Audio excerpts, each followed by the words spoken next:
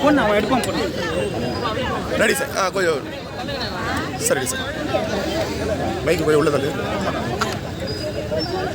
By ready sir ready sir ready sir sir நீங்கள் ஒவ்வொரு வரையும் பரப்புரை நிகழ்த்தும் போது எல்லா இடத்துலையும் ஒரே டாப்பிக்கு தான் பேசுகிறாங்க, அதனால் கைத்தட்டல் வருது, ஆனால் ஓட்டு வர மாட்டேதுன்னு சொல்லி நிறைய கட்சிக்காரங்க குற்றம் சொல்கிறாங்க. நீங்கள் இல்லை இல்லை சார், நீங்கள் ஓட்டு எனக்கு வரல, ஓட்டு எனக்கு வரலைன்னா நீங்கள் ஏன் கொலைப்படுறீங்க? உங்கள் கட்சியை கொலை பண்ணோம் சீமானுக்கு, அதனால ஓட்டு வரலைன்னு ஏன் நீங்கள் கொலைப்படுறீங்க? எவ்வளவு கருத்து தெளிவாக இருந்தால் நீங்கள் கருத்தியில் எடுத்து நீங்கள் 1000 ரூபா கொடுத்தது தவிர 1000 தரேன்னு அதே தானே பேசுறீங்க. சரி, பிஜேபி 10 ஆண்டுகால ஆட்சியில் ஏதாவது ஒன்று சொல்லி ஓட்டு கேட்குறது காங்கிரஸ் சொல்ல முடியுமா?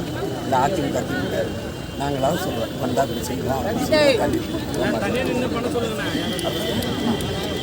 அதையே என்னைய பற்றி அவங்க அவ்வளோ பாசமாக இருந்தாலும் சார். இல்லை என்னைக்காச்சும் வருத்தம் இருந்திருக்கா சார் உங்களுக்கு? நம்ம வந்து நிறைய உண்மையை சொல்கிறோம், ஆனால் மக்களுக்கு புரிய மாட்டேது என்ற என்னைக்கு புரியாமையாக 32 லட்சம் பேர் என்ன வாக்களித்தாங்க. தமிழ்நாட்டில் ஒரு எளிய மகனை 3வது பெரிய கட்சி ஆக்கினது மக்கள் தானே. அதான் அதனால அதெல்லாம் அப்படி பார்க்கக்கூடாது. வேற okay okay okay sir, thank you sir. நீங்கள் போகலாம் சார். ஸோ இப்போ எப்படி இருக்கு போராடுறதுலாம்? எப்படி இருக்கு? மக்கள் எவ்வளோ எப்படி எதிர்ப்பாங்க?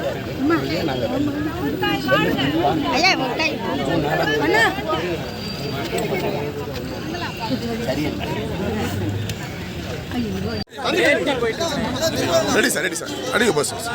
சார் சார் வெயிட் சார் கொஞ்சம் தந்திட்டீங்க சார். Sir sorry sir sorry sir சரி சார் சார்.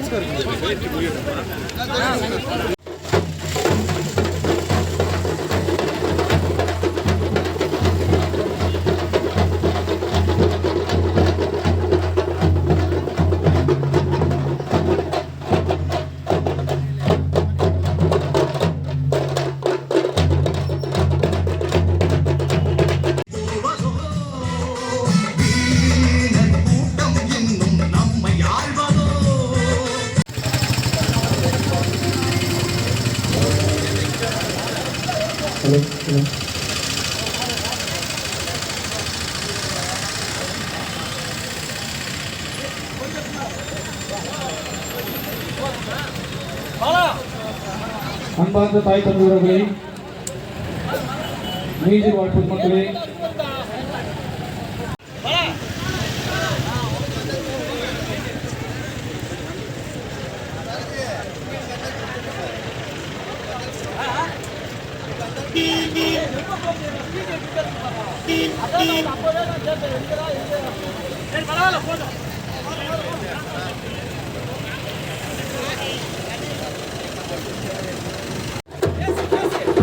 வணக்கம். நாம் தமிழர் சவுண்டை நலன். வணக்கம் நாம் தமிழர். நமது சின்ன மொழி வாங்கி சவுண்ட் ஓகே போதும் போதும் போதும் தேங்க்யூ.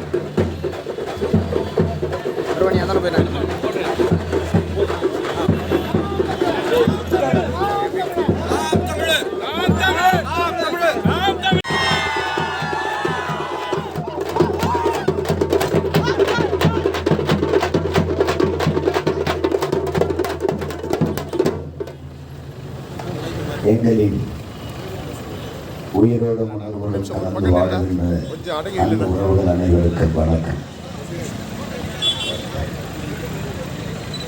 உலகெங்கிலும் ஒடுக்கப்பட்டு அடிமைப்படுத்தப்பட்ட இனங்கள் எல்லாம் கிளர்ச்சி செய்து புரட்சி செய்து அரசியல் செய்து விடுதலை பெற்றிருக்கிறது. ஆனால் நாம் நீண்ட காலமாக அடிமையாக வாழ்வதற்கே அரசியல் செய்த அதிகாரத்தை கொடுத்து கொண்டிருக்கிறோம். ஒரு சிறு மாற்றத்தை கூட விடுதலை பெற்ற இத்தனை ஆண்டுகளில் இந்த நிலத்தில் ஒரு சிறு மாற்றம் கூட கிடையாது. அந்த மாற்றத்தை இந்த மண்ணில் நிகழ்த்துவதற்கு மக்களிடமிருந்தே மக்களுக்காக வந்த பிள்ளைகள், எளிய பிள்ளைகள். அப்பா முதலமைச்சராக இருந்தார், அப்புறம் மகன் முதலமைச்சர் ஆவார், மந்திரி ஆவார். அப்படி வழி வழியே வாரிசாக வராது. உழைக்கும் அடித்தட்டு மக்களின் வாரிசுகள்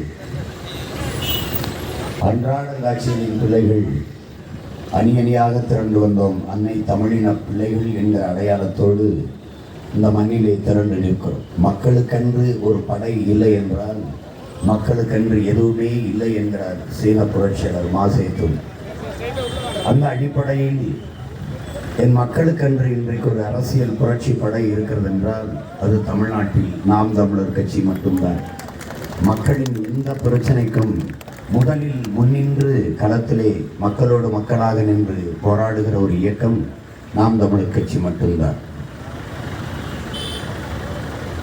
அப்படிப்பட்ட ஒரு கோட்பாட்டை ஏற்று நிற்கிற கட்சி சிதைந்து அழிந்து கொண்டிருக்கிற தமிழ் பேரின மக்கள் பாதுகாப்பாக வாழ்வதற்கு போராடித்தான் ஆக வேண்டும் என்ற கட்டத்திற்கு தள்ளப்பட்டு விட்டார்கள். இந்த வரலாற்றின் பெரும் பணியிலிருந்து பேரழைப்பிலிருந்து தமிழ் இளம் தலைமுறையினர் விலகிச் செல்ல முடியாது. காலதாமதிப்பது என்பது பேராபத்தை உருவாக்கும் என்று எங்களுடைய தலைவர் மேதகவி பிரபாகரன் அவர்கள் எங்களுக்கு அறிவுறுத்தியது போல உலகில் எங்களுக்கென்று ஆதரவு கரம் நீட்டவோ எங்களுக்கென்று குரல் எழுப்பவோ எவரும் இல்லாத நிலையில் தனித்து விடப்பட்ட இனத்தின் மக்கள் நாங்கள். எங்களுக்கு நாங்களே என்கிற உண்மையை உணர்ந்து என்னுடைய மூச்சு காற்றை நானே சுவாசிப்பது போல, என்னுடைய உணவை நானே எடுத்து உண்பது போல எனக்கான உரிமையை நானே போராடி பெறுவது என்பதை உணர்ந்து தெளிந்து அறிந்த பிறகுதான் இந்த புரட்சிகர அரசியல் பயணத்தை தொடங்கினோம். இழந்துவிட்ட உரிமைகளை பிச்சை கேட்டு பெற முடியாது, போராடித்தான் பெற்றாக வேண்டும் என்கிற புரட்சியாளர் அம்பேத்கருடைய புரட்சி மொழியை உள்வாங்கி அதிகாரம் மிக வலிமையானது என்ற முழக்கத்தை முன்வைத்தார் அண்ணல் அம்பேத்கர். நாங்கள் அந்த அதிகாரம் எம் மக்களுக்கானது, அதிகாரம் மிக மிக வலிமையானது, அது அடைந்து விட்டால் அனைத்தும் எளிமையானது என்ற கோட்பாட்டை உள்வாங்கி இந்த களத்திலே மற்றும் ஒரு அரசியல் கட்சியாக இல்லாமல் ஒரு மாற்று அரசியல் புரட்சியை இந்த நிலத்திலே முன்னெடுக்கிறோம். மக்களை அணிதிரட்டி அரசியல் படுத்தாமல் புரட்சியை முன்னெடுக்க முடியாது என்ற எங்களுடைய தாத்தா பொதுவுடைமை போராளி கலியபெருமாள் அவர்களுடைய கருத்தை உள்வாங்கி கற்பி ஒன்று சேர் புரட்சி செய் என்ற அண்ணல் அம்பேத்கரனுடைய அந்த புரட்சி மொழிகளை தத்துவ வரிகளை வார்த்து கொண்டு இந்த களத்திலே ஒரு புதிய தூய அரசியலை முன்னெடுத்து உங்கள் பிள்ளைகள் வருகிறோம். இதுவரை இந்த நிலத்தில் இருந்த அரசியலை முற்றுமுழுதாக மாற்றி பணம் இருந்தால்தான் அரசியல் செய்ய முடியும் என்கிற நிலையை உடைத்து தகர்த்து மக்களுக்கு தூய உள்ளத்தோடு சேவை செய்ய வேண்டும் என்கிற மனம் இருப்பவனும் அரசியல் செய்ய முடியும் என்பதை நிரூபிப்பதற்காகவே இந்த நிலத்தில் உங்கள் பிள்ளைகள் நிற்கிறோம். இந்த மாற்றம் என்பது வெறும் சொல்லல்ல, செயல். ஒவ்வொன்றிலும் மாறுதல் தேவைப்படுகிறது. அனைவருக்கும் கல்வி, ஏழை கொன்று பணக்காரனு கொன்று என்று இல்லாது சரியான சமமான தரமான கல்வி தரப்பட வேண்டியது. ஒரு நாட்டின் எத்தனை வளங்கள் இருந்தாலும் ஆகச்சிறந்த வளம் அறிவு வளம்தான். அந்த அறிவை வளர்க்கும் கல்வி இன்னைக்கு சந்தை பொருளாக ஒரு வியாபாரமாக மாறி நிற்கிறது. அறிவை வளர்க்கக்கூடிய அறிவு கருவறையான வகுப்பறை இன்னைக்கு வர்த்தகரையாக மாறி நிற்கிறது. அதிக பணம் கொடுத்தால் நல்ல கல்வி கற்றுக்கொள்ள முடியும் என்கிற நிலை. இந்த நாட்டில் பிறந்ததை தவிர எந்த பிழையும் எங்கள் பிள்ளைகள் செய்யவில்லை. நிறைய காசு இருந்தால் எந்த நோய் வந்தாலும் நல்ல மருத்துவம் பார்த்து கொள்ள முடியும் தனியார் மருத்துவமனைகளில் படுத்து. அந்த நிலையை தகர்க்க நினைக்கிறோம். 8 கோடி மக்களால் நிறுவப்பட்ட ஒரு அரசால் கொடுக்க முடியாத கல்வியை தனி ஒரு முதலாளி கொடுத்து விடுவார் என்றால் எப்படி நம்பும்? தரமான கல்வி தனியார் முதலாளி தான் தர முடியும் என்றால் அரசு தோற்று போனதா? வலிமையற்றதா? தனியார் மருத்துவமனையில் தான் சிறந்த மருத்துவம் கிடைக்கும் என்றால் அரசு மருத்துவமனை இதற்கு போட்டி விட்டு போய்விடலாமே. அதற்கு ஆண்டுதோறும் ஆயிரக்கணக்கான கோடிகள் நிதி ஒதுக்குகிறீர்கள். ஏன்? அமைச்சருக்கோ முதலமைச்சருக்கோ உடல்நிலை சரியில்லை என்றால் ஏன் தனியார் மருத்துவமனைக்கு போறீர்கள்? அரசு மருத்துவமனை என்ன ஆனது? அங்கு விடுத்தால் என்ன ஆகும்? அப்ப தரமற்ற மருத்துவமனை, மருத்துவத்தின் தரம் தாழ்ந்து இருக்கிறது என்றால் அப்ப அரசு தன் தோல்வியை ஒற்றுக்கொள்கிறதா? அரசால் தரமான மருத்துவத்தை கொடுக்க முடியல என்றால் அரசு எதற்கு? தண்ணீரை தனியார் முதலாளி தான் கொடுப்பான், தரமான தண்ணீர் அவன் தான் விற்பான். மின் உற்பத்தி விநியோகத்தை அரசை விட தனியார் தான் சரியா செய்வான். அப்படின்னா அரசின் வேலை என்ன? டாஸ்மார்க் சாராய கடை நடத்துவதா? சாராய ஆலை வைத்திருப்பதும் சாராய கடை நடத்துவதும் தானா? இதுக்கு தான் சாராய முதலாளிகளை தேர்வு செய்ததற்கு தான் பரிசு நின்று ஓட்டு போடுறோமா? நீங்கள் நாட்டின் பிரதமரை தேர்வு செய்கிறோம் என்று நினைத்து கொண்டிருக்கிறீர்களா? இந்த நாட்டில் இது பிரதமருக்கான தேர்தலா, புரோக்கர்களுக்கான தேர்தலா? ஒரு நிமிடம் ஆழ்ந்து சிந்தித்து பாருங்கள். இது நாட்டின் பிரதமருக்கான தேர்தல் என்று யார் சொன்னது? உள்நாட்டு வெளிநாட்டு பிற முதலாளிகளுக்கும் சொந்த நாட்டு மக்களுக்கும் இடையே தரகு வேலை செய்கிற ஒரு தரகரை தேர்வு செய்த தேர்தல் இது. சந்தை பொருளாதாரத்தை, வர்த்தக பொருளாதாரத்தை ஏற்றுக்கொண்ட ஒரு நாட்டின் தலைவனாக இருந்து மக்களுக்கு சேவை செய்ய முடியாது. தரகராக இருந்து உள்நாட்டு வெளிநாட்டு பிற முதலாளிகளுக்கும் சொந்த நாட்டு மக்களுக்கும் இடையே தரகு வேலைதான் செய்ய முடியும். இந்தியாவிலே உலகத்தின் மிகப்பெரிய பணக்காரர்கள் இருக்கிறார்கள், அதானி, அம்பானி. இந்தியாவிலே 28 விழுக்காட்டு மக்கள் இரவு உணவில்லாமல் தூங்க போகிறார்கள். 3 இந்தியா இருக்கிறது என் உடன் பிறந்தவர்களே, 3 இந்தியா. ஒருத்தி பேருந்திலே வேலைக்கு வேகமாக சென்று கொண்டிருப்பால் அது ஒரு இந்தியா. ஒருத்தி விண்வெளியிலே பறந்து கொண்டிருப்பால் அது ஒரு இந்தியா. இடையில் கற்பப்பையை வாடகைக்கு விட்டு அந்த காசை வச்சு குடும்பத்தை நடத்துவாள் ஒரு பெண், அது ஒரு இந்தியா. 3 இந்தியா இருக்குது. இதில் எந்த இந்தியாவுக்கு பிரதமர் தேர்தல்? இப்போ எந்த இந்தியா? ஒரு இந்தியா சந்திர மண்டலத்துக்கு சந்திராயன் அனுப்பும். கீழே ஒரு இந்தியா இருக்கிறது, சாக்கடை அழுவதற்கு மூக்க பிடித்துக் கொண்டு ஒருத்தன் மூழ்கி போவான், இது ஒரு இந்தியா. இது ஒரு இந்தியா. எத்தனை இந்தியா? பசியோடு பல கோடிக்கணக்கான குழந்தைகள் உறங்க போவார்கள், அது ஒரு இந்தியா. கொழுப்பை கரைப்ப ஒருத்தன் ஓடிக்கொண்டிருப்பான், அது ஒரு இந்தியா. ஓடிக்கொண்டிருக்கிறவன் பக்கத்திலே பசியோடு ஒருத்தன் கையேந்தி நிற்பான், பிச்சைக்கார இந்தியா, அது ஒரு இந்தியா. எத்தனை இந்தியா?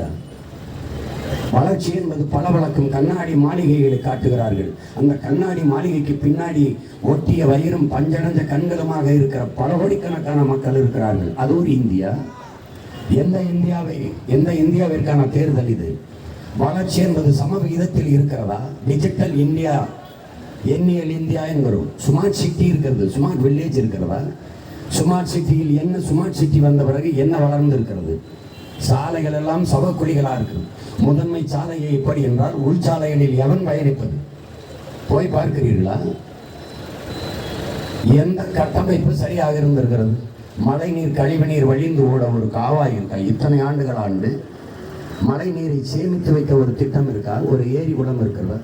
குப்பையை கொட்டுவதற்கு 100 ஏக்கரில் நீங்கள் குப்பை மேடு வைத்திருக்கிறீர்கள். நீரை தேக்க எத்தனை ஏரி வைத்திருக்கிறீர்கள்?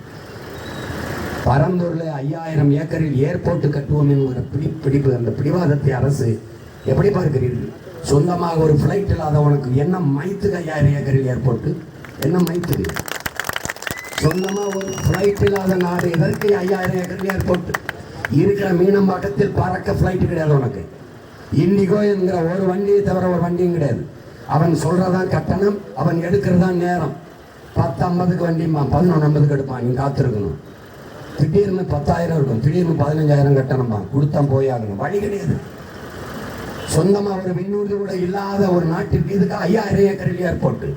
5000 ஏக்கரில் ஏர்போர்ட்டை கட்டுவதற்கு நிலம் தர மறுக்கும் என் மக்கள் இந்த மகன் ஆட்சிக்கு இந்த 5000 ஏக்கரில் ஏறி வெட்டுகிறேன் என்று சொன்னால் எந்த எதிர்ப்பும் இல்லாமல் கொடுப்போம். எனக்கு 2 ஏர்போர்ட் அல்ல, ஏர்போர்ட்டி உடனும் 22 ஏரி இருக்கு. அந்த ஏரியை தூத்து ஏர்போர்ட்டு கட்டி, இருக்கிற ஏர்போர்ட்டில் பறக்க ஃப்ளைட்டு கிடையாது. அப்புறம் 5000 ஏக்கரில் ஏர்போர்ட்டு இருக்கிற துறைமுகத்திலே தாத்தா காமராஜர் பேர்லையும் பாட்டன் வாபுசி பேர்லையும் இருக்கிற துறைமுகத்திலே வேலை இல்லை. 40 விழுக்காடு 50 விழுக்காடு தான் வேலை நடக்குது. இன்னும் 60 விழுக்காடை நிறைவே செய்யலை. என்ன, அந்த ஏற்றுமதிக்கான பொருள் தேங்கி நிற்குதா? அங்கே வேலை செய்ய முடியல, தேங்கி நிற்குதா? அப்படிதான் செய்தி இருக்கா? அப்புறம் எதுக்கு 6111 ஏக்கரில் அதானி காட்டுப்பள்ளியில் துறைமுகம் கட்டணும்? எதுக்கு கட்டணும்? இந்த 2 துறைமுகமும் இயற்கை துறைமுகம், அது செயற்கையாக துறைமுகத்தை உருவாக்கணும். வெளிங்கத்தில் கட்டுவதற்கு 80 லட்சம் டன் கற்களை கொண்டு கொட்டி மூடியிருக்கான். 80 லட்சம் கற்களை கொடுத்தது என்னுடைய கன்னியாகுமரி மலையிலிருந்து வெட்டி எடுத்துட்டு போயிருக்கான். கேரளாவில் மலை இருக்கா? ஏன் வெட்ட? நல்லா ஆத்தாள பொண்ணுக்கு பிறந்தவன் அங்கே ஆட்சி செய்யறதுனால அவன் மலையை தொடர்ந்து அவன் மலையை பாதுகாக்கிறான், என் மலையை நொறுக்கி கல்லா கொண்டு போறான். நீதிமன்றத்தில் ஒரு வழக்கு வருது. நன்கு பெற்றோர்கள், அருமை தம்பி தங்கைகளே, மதுரை நீதிமன்றத்துக்கு கேரளாவில் மலையை வெட்டுவதற்கு தடை இருப்பதால் அங்கே அரசு, தனியார் நிறுவனங்கள் கட்டுமான பணி பாதிக்கப்படுவதால் மலையை கற்களாக மணலாக எடுத்துக்கொண்டு போக, கன்னியாகுமரி மலையை வெட்டி கொண்டு போக தயவு செய்து நீதிபதி அவர்கள் அனுமதி தர வேண்டும் என்று வழக்கு. இந்த நீதிபதி என்ன கேட்டிருக்கணும்? கேரளாவில் ஏன் மலையை வெட்ட தடை இருக்குன்னு கேட்டிருக்கணும்ல. அப்போ அங்கே தடை இருக்கு, என் மலையில் உடைன்னு இருக்கா, உடன் நொறுக்குன்னு இருக்கா? நான் இருந்தால் தொற்றுவேன், என் மலையை தொற்றுவேன் நீ. அப்போ மலையை வெட்டு, மணலை வெட்டு, தலையை வெட்டு, எதை பற்றியும் ஒரு கவலை கிடையாது. எனக்கு துட்டை வெட்டு, கமிஷனை வெட்டு, வேற என்ன இருக்கு? என்ன இருக்கு? உங்கள் அதிகாரங்கள், உங்கள் கையெழுத்துக்கள், உங்கள் சட்டங்கள் அரை எங்குளம் மலையை வளர்த்து கட்டுமா? அமெரிக்க அதிபர் பைடன் சொல்லிட்டா அரை எங்குளம் மலை வளருமா? இது மந்திரக்கோள் விளையாட்டா? ஜி ஜி பூம்பா மலையை வளர் என்று சொல்வதற்கு உங்களால் உருவாக்க முடியாத ஒன்றை உங்களுக்கு அழிக்கிற உரிமை யார் தந்தது? மணலை நீ உருவாக்க முடியுமா? மலையை நீ உருவாக்குவியா? நீ பெரிய விஞ்ஞானி தானே, நீ பெரிய சயின்டிஸ்ட் தானே, ரத்தத்தை செயற்கையாக உருவாக்குவியா?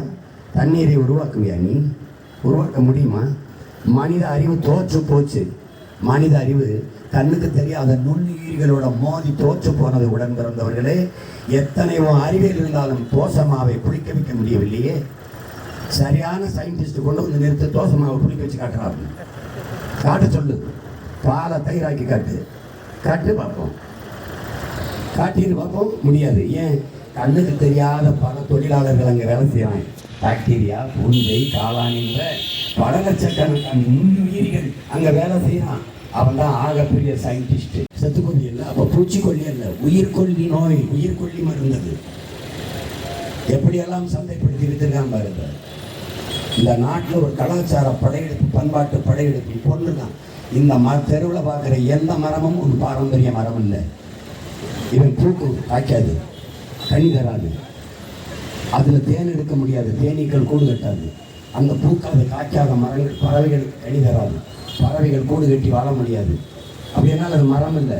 மரம் என்கிற பேரில் இருக்கிற ஒரு என்னத்தை நச்சு, நச்சு. பூக்களும் காய்க்கணும், கனிகள் இருக்கணும், பறவைகளுக்கு உணவாக இருக்கணும். அப்போ பறவைகள் கூடு கட்டணும், பறவைகள் அதை தின்னு போய் இந்த விதையை பூமி எங்கும் விதையின் தூதுவர்களாக போய் பரப்பணும். அப்போ தான் காடுகள் உருவாகும். காடுகள், மரங்கள் அடரும் போது மழை பொழிவை மரங்கள் தான் மேகத்தை அறுவடை செய்து பூமிக்கு மழையாக கொண்டு வரும். ஒரு கார் வெளியிடுகிற நச்சு புகையை கட்டுப்படுத்த 6 மரங்கள் தேவை. குறைஞ்சபட்சம் 6 மரங்கள். எத்தனை லட்சம் கார் ஓடுது, எவ்வளவு மரம் இருக்கு இந்த தெருவில் ஒரு தடவை நீ பார்த்துக்க. இப்போ நீ சுவாசிக்கிறது காற்றையில் கந்தக துகள்களை. 100 பேர் மரணம், பட்டியலிடு, சர்வே பண்ணு. 100 பேர் மரணம், 90 பேர் புற்றுநோய். இப்படியே போனால் எப்படி? யார் இதுக்கு ஒரு முற்றுப்புள்ளி வைக்கிறது? யார் இது? யார் சரி செய்யறது? கிளீன் இந்தியா இருந்ததா? நீ வெயில் அடிச்சா என்ன பண்ற? கொடை பிடிக்கிற. புவி வெப்பமாகுதுங்கிற, பருவநிலை மாறுதுங்கிற. பருவநிலை மாறிச்சா நீ மாற்றுறிய? ஏன் மாறுது? புவி வெப்பமாகுது. ஏன் வெப்பமாகுது? உனக்கு வெப்பம், தலையில சூடு, வெயில் அடிக்குது, என்ன பண்ற? கொடை பிடிக்கிற. அப்ப பூமி தாய்க்கு வெப்பம், என்ன பண்ணணும்? கொடை பிடிக்கணும். கொடை என்ன? மரம் வளர்க்கணும். அவ்வளவுதான். ஆண்களும் தாயாக முடியுமா? ஆண்களும் தாயாக முடியுமா? ஆக முடியும். என்ன செய்யும்? ஒரு மரக்கன்றை நட்டு வளர்க்கணும். ஒரு சாதாரணமா இருக்கு. ஒருத்தன் சொன்னா காரை நிழல்ல விட்டுட்டு வா, காரை மரத்தின் நிழல்ல விட்டு வா. அதுக்கு மயிராண்டி மரம் வளர்க்கணும். முதல்ல எல்லாருக்கும் நிழல் தேவைப்படுது, ஆனா மரம் வளர்க்கறது இல்லை. இந்த 100 நாள் வேலை திட்டம்னு வச்சு இந்த காவாலி பயில பாருங்க. 400 ரூபாயாக ஆக்குவோம், 150 நாள் ஆகும். பாய்த்தைக்காரப்பட ஏற்கனவே விவசாயத்தை விட்டு வெளியேறி 2 ஏக்கர் நிலத்தை ஒரே நாளில் அறுத்த சீமானின் அம்மா 1 ஏக்கர் நிலத்தை 1 வாரம் அறுக்கிறா. 1 வாரம். ஆள் இல்லை, கத்திரிக்காய் பறிக்க ஆள் இல்லை, தக்காளி பறிக்க ஆள் இல்லை. நிலம் தரிசாக கிடக்குது. தரிசாக கிடந்தா உனக்கு என்ன? விளைச்சல் வராது, வேளாண்மை வராது, அரிசி பருப்பு கடைக்கு வராது, சாவ. தக்காளி வாங்க முடியும். தக்காளி, ஐயோ தக்காளி ஏறிடுச்சு. தக்காளிக்கு காற்று இல்லை. நம்மளால படம் போடுறோம் மீன்ஸில். தக்காளி ரெக்கையை கட்டிக்கிட்டு விண்வெளியில் பறக்குது. ஒருத்தன் 14 கோடி சம்பாதிச்சிட்டான் தக்காளின்ட்டு. வெங்காயம் திடீர்னு வெங்காயம் வராது, திடீர்னு தக்காளி வராது. ஏன்? ஆள் இல்லை விளைய வைக்க, ஆள் இல்லை. எதனால? அந்த 100 நாள் வேலை திட்டம். சும்மா இரு சம்பளம் தரேன்னு ஒரு நாடு உலகத்தில் எங்க பார்த்துருக்க? எவ்வளவு பெரிய அதி புத்திசாலிகளை நீ அதிபராக்கி தலைவராக்கி வச்சிருக்க. 100 நாள் வேலை திட்டம் சரி கொடுப்பா, அதை ஆக்கப்பூர்வமாக செய்ப்பா. 100 நாள் வேலை திட்டம்னு ஒன்று வந்து எத்தனை நாள் பாச்சு? அந்த 100 நாள் வேலை திட்டத்தில் நீங்கள் நட்டு வச்சு வளர்த்த மரங்கள் எத்தனை சொல்லுப்பா? ஒரு 10 மரம் சொல்லுப்பா. சரிப்பா, தூர்வாரின ஏரி குளம் எத்தனை சொல்லுப்பா. சொல்லுப்பா, சொல்லு. பாதை பழுதடைஞ்சிருந்தது, சீரமைச்சோம் இந்த சாலையை, எடுத்துக்காட்டுப்பா. சும்மா இரு, காசு தர்றோம். இது ஒரு நாடாடா? இது ஒரு நாடா? மனித அறிவாற்றல், மனித உடலாற்றல், உழைப்பில் ஈடுபடுத்தி உற்பத்தியை பெருக்குகிற நாடு தாண்டா வாழும் வளரும். இது சாதாரண, இது பேசிக், ஏதாவது ஒரு அடிப்படை. சும்மா காசு தரேன், நீ என்ன பண்ற? சும்மா இருக்க போயிடுற. இந்த வேலை உழைப்பின் தேவை அப்படியே இருக்கு. வட இந்தியன், பீகாரி, குஜராத்தி, உத்தரப்பிரதேசக்காரன் நினைச்சிடறான். நீ சும்மா இருக்க போயிட்ட. வேலை சும்மா இருக்கும். சென்டிமெண்ட்டு, ரோடு போட, பெயிண்ட் அடிக்க, கொத்தனார் வேலைக்கு, தச்சு வேலைக்கு, எல்லா வேலைக்கும் ஆள் தேவைப்படுது. கார்மெண்ட்ஸில் வேலை செய்ய, சவுடி கடையில் வேலை செய்ய ஆள் தேவைப்படுது. நீ சும்மா இருக்க போயிட்ட. சும்மா அவன் வந்து நேரத்தான் 1.5 கோடி, இன்னொரு வருஷம் கூட மோடிக்கிட்ட 1.5 கோடி, 3 கோடி. நாங்கள் தான் பெரிய சாதி தூக்கி போட்டு ஒரே செஞ்சுக்கலாம். மீறி செஞ்சுக்கலாம். இப்போவே பூரா இடத்துல விலைப்பட்டி இருந்து எல்லாம் ஹிந்தி. ஏன்னா ஹிந்திக்காரன் வந்துட்டாங்க. ஹிந்தி ஏற்கனவே இங்கிலாந்து இன்னொரு மாநிலமாக இருக்குது. எல்லாமே இங்கிலீஷு, தங்கிலீஷு. வாங்க பாரு, மணி டாக்கீஸு. மணி தமிழ் இடத்துல இருக்கு, டாக்கீஸ் என்ன இடத்துல இருக்கு? எழுத்து தமிழ், உச்சரி பண்ண ஆங்கிலம். அதுக்கு பேர் என்ன? தமிங்கிலம், தங்கிலீஷு. தங்கிலீஷ் எல்லா கடையும் பாரு. தாஜ் ஃபுட்டு எப்படி இருக்கு? தமிழ் எப்படி இருக்கு? உச்சரிப்பு ஆங்கிலம், தங்கிலீஷ். ஓ நாடு அது தமிழ்நாடா? பேரு தமிழ்நாடு. தமிழனுக்கும் தமிழுக்கும் சுடுகாடு. இதை மாற்றுவதற்கு தான் உன் மகன் துடிக்கிறேன். இந்த இந்திக்காரன் 1.5 கோடி திருப்பி 1.5 கோடி வந்தான்னா அவனுக்கு வேலை கொடுக்கறதுல பிரச்சனை இல்லை, இங்கே வாழ வைக்கிறதுல பிரச்சனை இல்லை. வாக்குரிமை, ஓட்டுரிமை கொடுத்துட்டீங்கன்னா இந்த நிலத்தின் அரசியலையும் அதிகாரத்தையும் அவன் தீர்மானிப்பான். சான்று சொல்லவா? சான்று. கோவை தெற்கு தொகுதியில் அம்மா வானதி சீனிவாசன் ஜெயிச்ச 20,000 வாக்கும் வட இந்தியன் போட்ட ஓட்டு. அவன் இந்த நிலத்தின் அரசியல் தீர்மானிப்பான். வழியே கிடையாது. இப்போவும் நீ துறைமுகம் பகுதியில் போ, சேட்டுகள் வாழ்கிற இடத்துல போய் இந்தியில் பேசி ஓட்டு கேட்குற நிலைமைக்கு வந்துட்டான் நம்மளால திராவிட. இந்தியை எதிர்க்கிறேன் இருக்கிறேன்ட்டு எதர்மே ஷாத்மே ஓட்டுமே காராகன்னு பிடிச்சிக்கிறாங்க. இருக்கான இல்லையா சொல்லு. இந்த நிலைமை இருந்தால் போரில் அடித்து விரட்டுவதல்ல, ஆக்கிரமித்து விரட்டுவதும் போர்தான். உன்னை உன் இடத்தை ஆக்கிரமித்து விரட்டுவான். நீ எங்கே போறதுன்னு தெரியாது. ஈழத்தில் அடித்து விரட்டும் போது இங்கே அகதியாவது வந்து நிற்க ஒரு இடம் இருந்தது. இங்கிருந்து விரட்டினா எங்கே போவான்னு படுக்கும்போது நல்லா யோசிச்சு முடியாதுல, எங்கேயும் முடியாது. அப்போ இந்த இடத்தை இருக்கட்டி பிடிச்சிக்க, ஒரே ஒரு ஓட்டு மைக்கில் போடு, மீதியை நான் மாற்றுவேன்.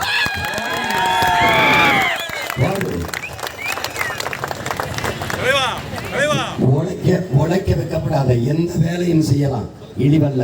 எந்த வேலையும் செய்யாமல் இருப்பதுதான் இழிவு. இதை கவனிச்சுக்க. நீ உழைப்பிலிருந்து வெளியேற்றுறான் நுட்பமா. 100 நாள் வேலை திட்டத்தை நீ எப்படி செயல்படுத்துவாய்? சீமான் கிராம பஞ்சாயத்து பிரசிடண்ட் வேலை கொடுக்குறாரு. 100 நாள் வேலை. நீ வாப்பா, ஒரு ஆஃபீஸ் போடு, ஃபோன் நம்பர் வை, எல்லாம் வை. எனக்கு கரும்பு வெட்ட 50 பேர் தேவைப்படுது.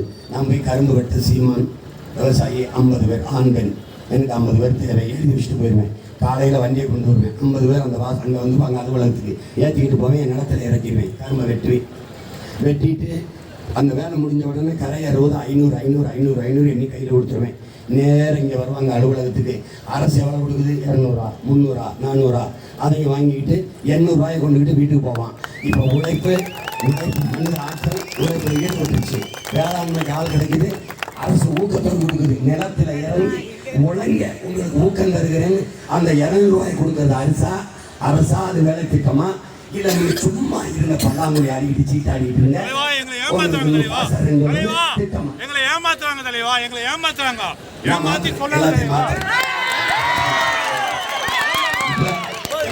தமிழ் சமூக மக்கள், என் அன்பு தம்பி தங்கைகள் புரிந்து கொள்ளுங்கள். எல்லா துன்ப கூட்டுகளுக்கும் ஒரே சாதிதான். ஆட்சி அதிகாரம் மட்டும்தாங்கிறார் அறிவாசன் அண்ணல் அம்பேத்கர். எல்லா துன்ப புலம்பிக் கொண்டிருக்கிற நேரம் இல்லை, போராடி பெற வேண்டிய காலம் இது. போராடி இழந்துவிட்ட உரிமைகளை பிச்சை கட்ட பெற முடியாது, போராடித்தான் பெற்றாக வேண்டும்.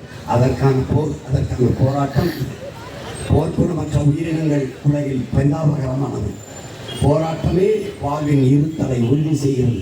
போராடும்போதுதான் மனிதனை பிறக்கிறான் என்கிற அன்மாட்சியம் காட்டி, என் அன்பு தம்பி தங்கைகளே, என் அன்பை பெற்றோர்களே, போராடுவோம். இது எங்களுக்கான போராட்டம் அல்ல, நமக்கான போராட்டம். நம் நாட்டின் உயர்விற்கு, மேம்பாட்டிற்கு, ஊழல், லஞ்சமற்ற, பசி, பஞ்சமற்ற, சாதிய இழிவு, தீண்டாமை, கொடுமைகளற்ற அடக்குமுறை, ஒடுக்குமுறை, மது, மத, போதை, பெண்ணிய அடிமைத்தனம், பாலியல் வன்கொடுமை, இது ஏதுமில்லாத புதிய ஒரு தேசம் செய்வோம். மக்கள் புரட்சியாளரை உறுதி செய்வோம்.